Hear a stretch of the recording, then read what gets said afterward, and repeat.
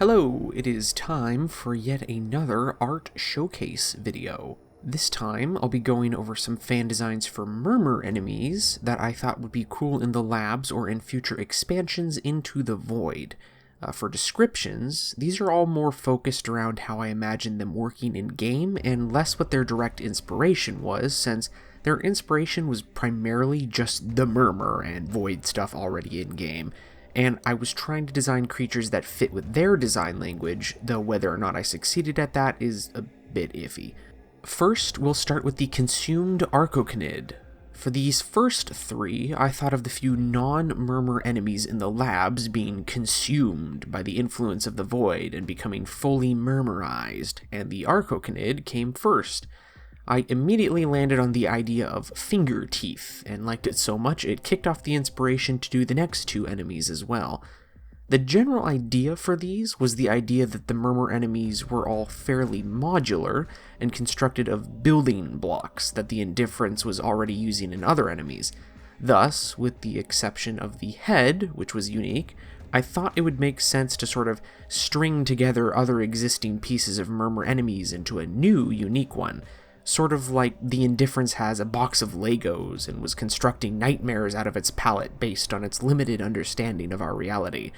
So the Indifference doesn't really see dogs or cats or anything other than people with more or less parts arranged in strange ways, a warped perception through the lens created by its inception. I imagine in gameplay, the consumed Arcocanid would act almost identically to its normal version, but with a bite instead of a claw swipe for its melee attack. Additionally, its ranged attack would be different. Its head would open up wide on a hinge and spin rapidly while raining chaotic, spiraling projectiles that embed into surfaces. After the barrage completes, all the projectiles would intensify in sound and brightness before detonating all at the same time. So less of a traditional ranged unit, and more so one that creates a wide, haphazard, delayed minefield of sorts. And while not really a gameplay element, I imagine it would frequently rear up onto its hind legs and taunt players with a sort of jittery dance while clacking its teeth. I have a specific idea in mind for the dance that I'm trying to remember from something, but I can't find what it was. I think maybe some sort of Chinese lion dance maneuver, but I couldn't find anything like what I'm thinking, and I don't think it would actually be physically possible for Chinese lion dancers to do, so I digress. Overall, the consumed Arcocanid idea was like 90% the finger teeth, so I'm not sure how interesting it would actually be gameplay-wise. In general, though, I think making new nightmares out of the existing hands and feet chunks would be fairly simple resource-wise and be good asset reuse, and there are a lot of things they could do with that. Next is the consumed Culverin. Again, trying to use similar parts of existing enemies, but with slight modifications and a central unique chunk, this one very much inspired by the iconic skybox of the labs. Plenty of that void slag, silvery angel armature, and the statue hands on the face would trail plumes of rising dust, which I think would make for some strong visuals as the Culverin moves. I like the idea that the Void has an almost featherless biped understanding of humans. Like, it just checks the boxes for body parts and calls it good without understanding why certain things go where they go.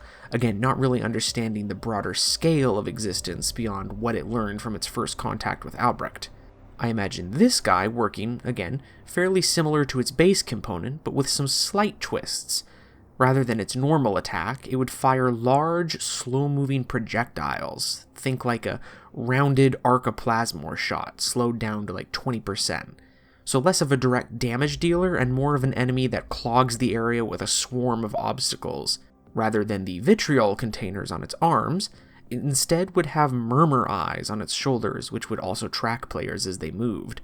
Those eyes would be the weak points on this consumed variant, and when shot, each arm would detach and become a hostile shuffling fragment, rather than simply being destroyed like the base Culverin. Mostly for flavor, and probably wouldn't actually be a threat unless it was a base Culverin Eximus, in which case the Eximus fragments might be funny surprises of some kind as their effects suddenly trigger when being detached. And most importantly, this version of the Culverin would not stand idly by and self-destruct when fully disarmed. Instead, the hands around its mouth would crumble to dust, revealing that the face in the center is much like those screaming skybox faces I love so much. It would then charge towards the nearest player, screaming with the low tones of the man in the wall, and after a short duration would erupt into a field of dusty, stony, desiccated hands, like the fragmented ones use, damaging friend and foe alike. I imagine for the blast, rather than just an eruption, it would appear almost like some invisible force crushed it into the ground for a beat, before the spot ricochets back up like a drum covered in powder. I think the consumed Culverin would serve as a decent alternative threat to its counterpart, and I think the more aggressive self-destruct would be a fun twist. Next on the consumed list is the Necromech. I love the idea that while the Necromechs may be immune to the sentience in the infested, something about the skulls used in their construction is extremely susceptible to the void. Like it's able to tap into the timeline of the deceased and puppet their spirit or something in some way. Hence, for this, I really wanted the casket to sell the idea that this poor soul was being controlled and not just overtaken. So the hands are clutching into its eye sockets and pulling its cranium back, wrapping greedily around its casket, now swathed in Murmur tech. The Murmur tech design here is pretty weak and definitely shows off my artistic weaknesses, which is perspective and solid angular forms, so I definitely think that should get a redo. Again, keeping with the whole creatures built of blocks idea, the Necromech would be formed of suspended body parts around the casket. The legs are a bit goofy, so could probably do with a redesign, but Necromechs are kinda wonky already, so maybe that's a good fit. Also, it's a bit hard to see beneath my overblown effects, but I had intended for the connector points for the body parts to look almost like stone-carved brain matter or coral, and the arcs of electricity from the casket would fan over them like those plasma orb toys. At this point, I had already done the Culverin, and I realized there was actually a lot of overlap between their interactions, so I just upped the ideas there for the arms. So instead of eyes, you get big screaming mouths spewing clouds of dust from their gnarled crowns. I was going for a sort of coral look on the heads to seem more raw and chaotic, but making them more in line with their angular, traditional Murmur look in the skybox would probably be a better fit in reality. Much like the regular Necromechs, simply shoot into the mouths to destroy the arm in a burst of slag and crumbling stone. Unlike regular Necromechs, however, these arms reform over time, the faces struggling and pushing their way back into reality the longer the battle draws on. Rather than a weapon to fire, the consumed Necromech shoots cluster missiles from its palm. I imagine the missiles would be Voca of some kind, screaming and roaring as they zip around. And speaking of voices, rather than the robotic chattering of regular Necromechs, this guy would speak in a low, distorted void tongue and whispers. Maybe some disturbingly human screams deep below the layers of void tongue, hinting at the human essence still within. When killed, I imagine a super dramatic death, where the body starts to get sucked into some invisible wormhole and collapse, crunching and compressing, with the casket hands desperately trying to hold onto the skull for anchor as it remains in reality, before finally losing their grip. The skull would then stay suspended for a beat before falling to the ground and shattering, freed from the Murmur's control and allowed to finally rest. I think the design of the consumed Necromech overall is pretty over the top, but I do really like the casket and arrested skull idea. And those are the 3 consumed versions of the enemies in the lab, but I thought it would be fun to see new Murmur enemies as well.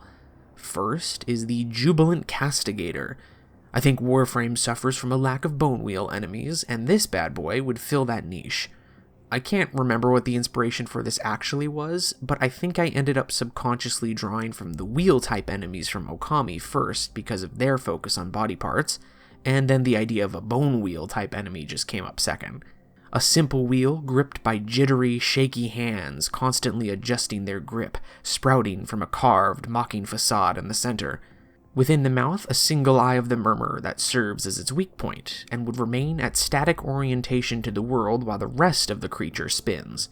Basically, it would zip around the arena like a Warframe-sized roller with much better turn power, doing low damage if it connected at first, but then after a bit it would grip the wheel tighter and incarnatize large curving blades. From there, its subsequent hits would deal significantly increased damage and bleed. In addition to its random collisions, I also imagine it having a targeted revving attack, where it remains stationary before tearing straight at a target for massive damage. If this attack connected, hit a wall, or was blocked by melee, it would ricochet off into the air at a 45-degree angle, spinning like a coin. It would then launch the Arcocanid blades as seeking projectiles before landing and becoming vulnerable for a short period. Then, right itself and resume its chaotic patterns. I imagine this thing being a lot more verbose and mocking than other Murmur enemies, whooping and hollering as it charges around. I think that might be a bit too much overlap with the Gruzzling, though. Overall, I think it might be a funny enemy, but I don't think it's too visually interesting or serves much of an actual gameplay role, so probably wouldn't be a good fit. Second of the new enemies, and last for this video, is the Rapacious aspect. At this point in the designs, I was thinking more of like the Void viewing these entities almost like they were pulled from its Eldritch toy box. I think I might have been drawing a bit from the mutant toys in Toy Story for this guy, but I'm not sure. This big lumbering face would drag itself along the ground with its detached hands in a sort of spiral motion, one arm at a time, instead of how something connected with actual joints might move, one after another. I was thinking the hands would be notably discolored, like they were sloughed skin from something else entirely, ghoulishly puppeted by the void tendrils connected to the main form. The base of the creature would be grinding stone teeth, and I went a bit overboard with the creep factor and added a bunch of finger-like shapes leading upwards into the face. The face would be fully animated and speak with low grumbling and gurgling noises, and if the daring so wished it, they could jump above the face to shoot down into the mouth, which is its weak point. However, they would only have a brief moment, and if they glided above it for too long, it would lurch up and bite if the player was close, or scream for massive damage if they were far. Attack-wise, it would mostly have lazy swipes with its hands, a sort of tantrum attack where it whips them about chaotically, and then a knockdown move where it slams both of its hands in front of itself and then catapults its main body forwards for the knockdown. However, it would also have a main signature attack. After being active for a period, it would clumsily prop itself up onto its hands, face forward, and unleash a devastating scream attack in a narrow but very long zone. This attack would purge any active buffs and deal heavy corrosive and magnetic damage, meaning that it could quickly reduce any frame's defenses. This scream would persist for quite some time, meaning the best option would be to quickly use its exposed position and shoot into its mouth to silence it. While coming up with this guy, I also briefly considered, what if I made a sort of very loose Murmur counterpart to various Warframes, and thought maybe this guy would be Grendel. With that, I also thought, what if the Jubilant Castigator was Gauss, and they had a team-up move, where the Castigator did a sick jump using the aspect as a ramp, or could be thrown by it, ricocheting around the room like a glaive. I don't think I'll end up doing that Warframe counterpart thing, but I thought the idea was funny. Overall, I think the design is way too over the top and breaks from the Murmur design principles, but I think its attack, its signature scream, would be a decent threat on an enemy mini-boss unit of some sort. And that is it for these Murmur editions, and honestly kind of the end of presentable Warframe art for now. I have a couple older Duviri designs from a set I was planning but abandoned, but they wouldn't make for much of a video. I have some Soulframe designs, but I don't think many people have much of an interest in Soulframe content yet. I don't know if I'll ever finalize any of these, but before I end this video, I did want to show some of the other Murmur enemy designs I had in mind, and also just how huge the disparity between my sketches and my final work is. You can see the Jubilant Castigator, the Necrom, and the Rapacious aspect there as examples. I might finish a couple more of these one day, but I'm not certain. The top left and middle, I wasn't entirely sold on their designs. Top right involves a design element that I don't think is actually possible to execute.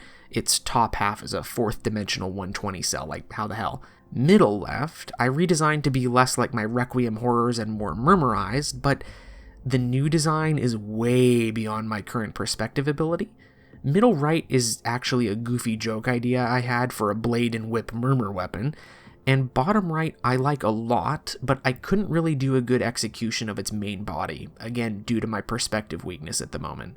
Gotta brush up on my art skills first, but maybe then. As usual, come join on Discord if you'd like to chat or share your art, or even take part in the weekly creative prompt thing I'm starting to do. Join on Patreon or YouTube memberships if you'd like to see what I'm currently working on or suggest future stuff. But otherwise, thank you for watching. I hope you enjoyed, and I hope you have a good day.